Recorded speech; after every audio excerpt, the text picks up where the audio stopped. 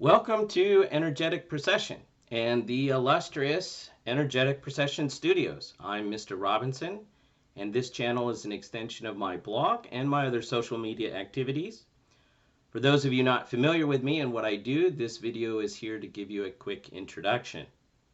The content I produce covers philosophy, historical theology, and Christian apologetics from an Eastern Orthodox point of view, with special attention to the theology of St. Maximus the Confessor. So you'll notice the tagline in the splash intro is from St. Maximus, and I think this gives you an insight into the tenor of Orthodox theology. I've been blogging on and off for about 20 years. There is a link to the blog in the About section if you're interested in some of the things I've produced. My educational background is in philosophy, both undergraduate and graduate. My area of specialization in graduate school was the metaphysics of late antiquity and medieval metaphysics, though I have some competence in philosophy of religion, epistemology, and philosophy of language as well. With this background, I aim to create unique content, and I do this by accessing high-level academic material and constructing various arguments with an apologetic goal in mind, or to help people understand some area of Christian teaching. Now, I don't take donations. I don't have a t-shirt or a coffee mug with a logo on it or any other kind of kitsch to sell you. I'm not here to build up a personal following or a ministry. Consequently, I may produce videos intermittently, and because I produce content over a longer period of time, you may want to hit the subscribe button so you know when I've dropped a video. If you're not interested in what I do, then don't subscribe, and God bless anyway. I've been a member of the Orthodox Church for about 22 years, with both a Reformed and Anglican background. I've been involved in Christian apologetics for over 35 years, at times working with or for various Christian apologetic organizations. I've done everything from street witnessing to every kind of cultist and you can imagine, to teaching philosophy in a university setting and just about everything in between. While my life didn't go as planned, my blog, this channel, and other social media activities are something of a hobby for me. But because it is a hobby, I produce content when I'm able or when I think there's a pressing need. This is not my life. My goal, though, is to help people get clear on various matters and help them think through issues so they can come to see the truth for themselves and so build up the church. But of course, it doesn't hurt if we can have a little bit of fun along the way. So sometimes I produce material that's a bit tongue-in-cheek. So in closing, like other figures on YouTube doing apologetics, philosophy, and theology, you'll notice the usual array of illustrious and rigorous academic works behind me on my bookshelf. I'm quite proud of them, actually.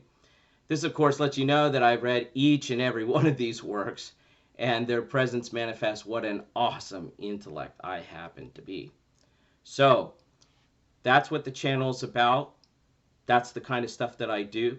Wait, what's that? You want me to get the books down? Wait, no, oh, you want me to go through the library with you and show you the books? Okay, I think we can do that. I mean, this is an intro video, but I suppose we can take some time and take a romp through my library. Let me get them down. Take a second here and get them down, and then we'll go through them. Okay, so I got all the books down. As you can see, that was a lot of work because over 35 years of reading, I mean, it took me a long time to acquire all those books. So let's start up with this book, The Darkest Dark. This is an excellent treatment of Dionysius' apophatic theology. The author gives a masterful exposition of the divine names and the celestial hierarchy, and there is even a treatment of the intersection of post-structuralism with late Platonism. So The Darkest Dark, that's about apophatic theology. Next up is an extremely dense and difficult read from a master academic. See, Dr. Seuss down there. This work is in the field of ethical theory, and this is a treatment of what constitutes human nature and a critique of pro-abortion arguments. So, unfortunately, it isn't a book that the Democratic Party wants you to read because of Dr. Seuss's radical conclusion that a person's a person no matter how small. So that's Dr. Seuss. That's Dr. Seuss. Next up, I was very fortunate to acquire this work, even in the second edition. It's a treatment of the intersection of the ogre god of Calvinism and the sweaters worn by Reformed Baptist James White. It tackles a real conundrum as to how Calvinism comes to intersect with sweaters that no straight man would be caught dead wearing, not even for Christmas. Some of this book still frankly boggles my mind, but we'll have more to say about James White in other upcoming videos. So that's about sweaters and James White. Next up, Mr. Tony is full of baloney. This book is an in-depth treatment of Calvinist Anthony Rogers' attempt to ground the Protestant doctrine of justification by faith alone in the Church Fathers. It chronicles Mr. Rogers' misquotations of Pelagius, whom he thought was St. Jerome, as well as his misuse of other figures like Platonist Marius Victorinus.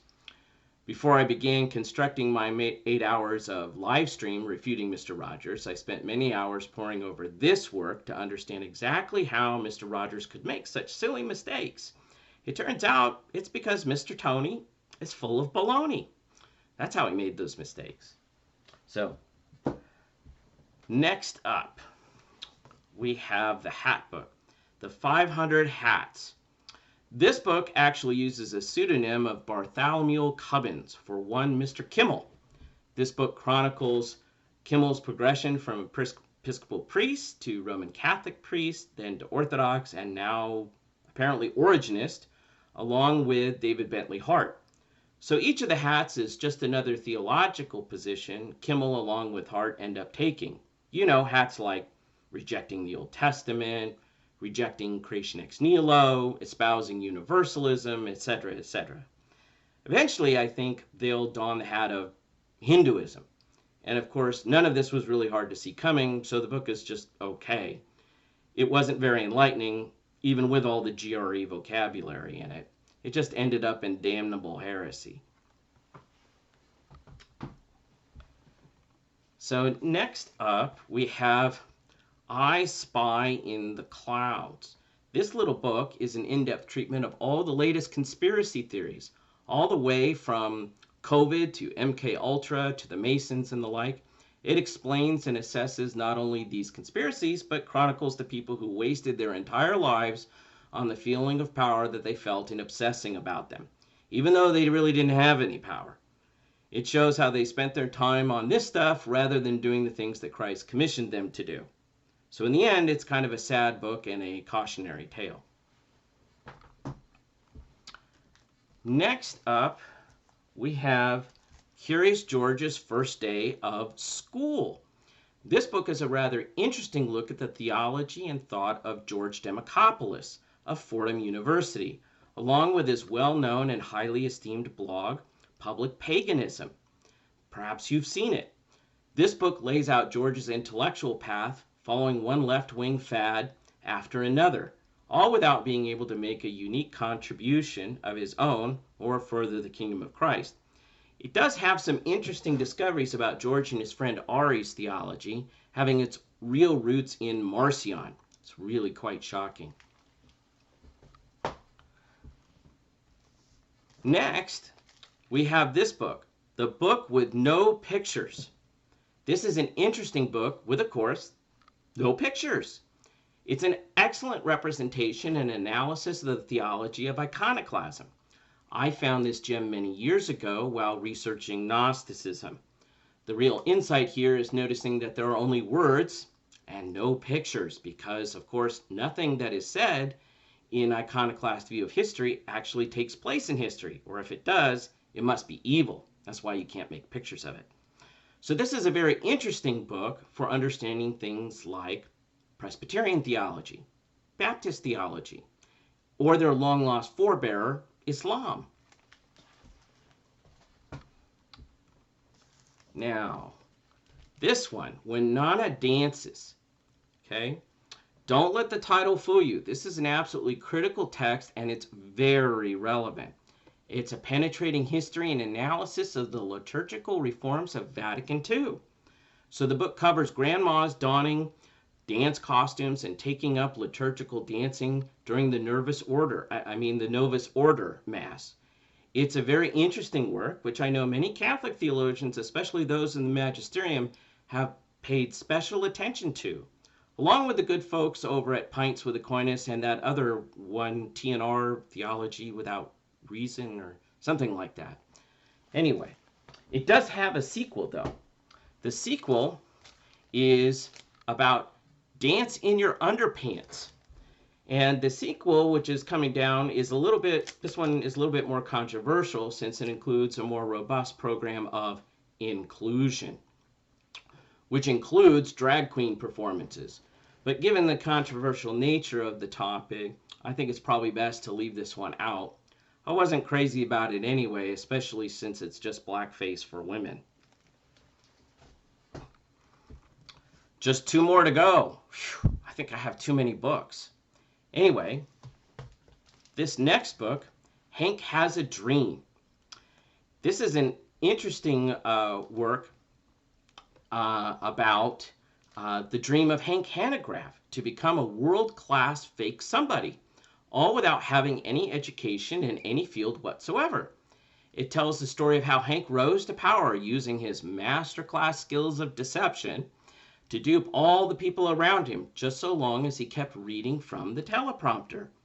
It's a very interesting story spanning many decades. Of course, I confess that the book isn't as interesting as it might have been at one time, since no one really pays attention to Hank anymore.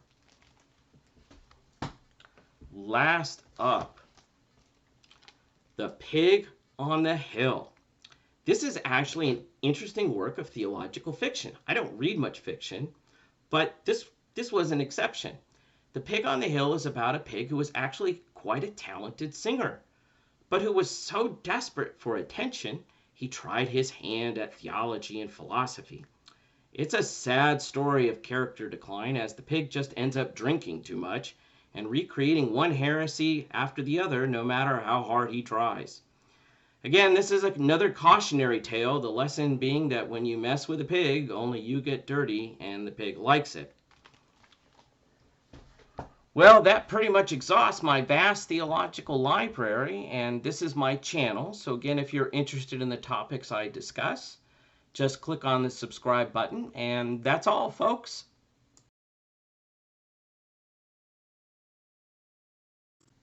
You're still here?